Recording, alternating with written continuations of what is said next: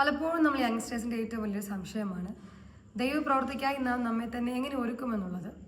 നമ്മളുടെ മേൽ ഒരുപാട് പ്രൊഫസീസ് ഉണ്ട്, നമ്മളിൽ നല്ല കോളിംഗ് ഉണ്ട്, പക്ഷെ നമുക്കൊരിക്കലും ആ പ്രവൃത്തിയിലേക്ക് നമ്മളെ എങ്ങനെ ഒരുക്കണമെന്ന് നമുക്ക് അറിയത്തില്ല. അതിനൊരു ഉദാഹരണമാണ് മറിയ. ലൂക്കോസിൻ്റെ സുവിശേഷത്തിൽ നമുക്ക് കാണുവാനായിട്ട് കഴിയും. ലൂക്കോസിൻ്റെ സുവിശേഷം 1-ാം അധ്യായം അതിൻ്റെ 38-ാമത്തെ വാക്യത്തിൽ ഇങ്ങനെ പറയുന്നു: ഇതാ ഞാൻ കർത്താവിൻ്റെ ദാസി. ദൈവത്തിൻ്റെ ദൂതൻ വന്ന് സംസാരിച്ചതിന് ശേഷം മറിയ തന്നെ മുഴുവനുമായി ദൈവത്തിന് കൊടുക്കുന്നൊരു ഭാഗമുണ്ട്. അപ്പോൾ ഒന്നാമത്തെ ഭാഗം നാം നമ്മെ തന്നെ മുഴുവനുമായി ദൈവത്തിന് നൽകുക, നമ്മുടെ ബോഡി ദൈവത്തിന് കൊടുക്കുക. 2, അതിന് 45-ാമത്തെ വാക്യം 45-46 വാക്യത്തിൽ പറയുക, എൻ്റെ ഉള്ളം കർത്താവിനെ മഹത്വപ്പെടുത്തുന്നു. അപ്പോൾ രണ്ടാമതായി നമ്മുടെ ഉള്ളം ദൈവത്തിന് കൊടുക്കുക.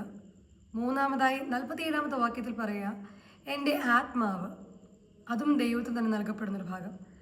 നമ്മുടെ ദേഹം, ദേഹി, ആത്മാവ് പൂർണ്ണമായി ദൈവത്തിൻ്റെ കൺട്രോളിലേക്ക് മാറുന്ന ആ ഒരു സെക്കൻഡിലാണ് നമ്മളെപ്പറ്റിയുള്ള ദൈവത്തിൻ്റെ പർപ്പസ് നമ്മളിൽ പൂർണ്ണമായി തീരുന്നത്. എപ്രകാരമാണ് മറിയ ഒരു ചരിത്രമായി മാറിയത്, അപ്രകാരം തന്നെ നാമും ചരിത്രമായി മാറണം. നാം ഒരു അത്ഭുതമായി മാറണമെങ്കിൽ നാം നമ്മെ തന്നെ മുഴുവനുമായി ദൈവത്തിന് നൽകുക. നമ്മുടെ ബോഡി, നമ്മുടെ ഉള്ളം, അതുപോലെ തന്നെ നമ്മുടെ ആത്മാവും പൂർണ്ണമായി ദൈവത്തിന് കൊടുക്കുക. അങ്ങനെയെങ്കിൽ ദൈവത്തിന് നമ്മെപ്പറ്റിയുള്ള പ്ലാനിലേക്ക് നാം അത് ഫുൾഫില്ല് ചെയ്യുന്നവരായി തീരും. അപ്പോൾ മറക്കരുത്, ഇപ്രകാരമാണ് ദൈവം തൻ്റെ പർപ്പസിൽ ദൈവത്തിൻ്റെ പ്രവൃത്തിയിലേക്ക് നമ്മെ കടത്തിവിടുവാൻ നാം ഒരുക്കപ്പെടേണ്ടത്. അപ്പോൾ മറക്കരുത്, നമ്മുടെ ദിവസമാണ്. God bless you.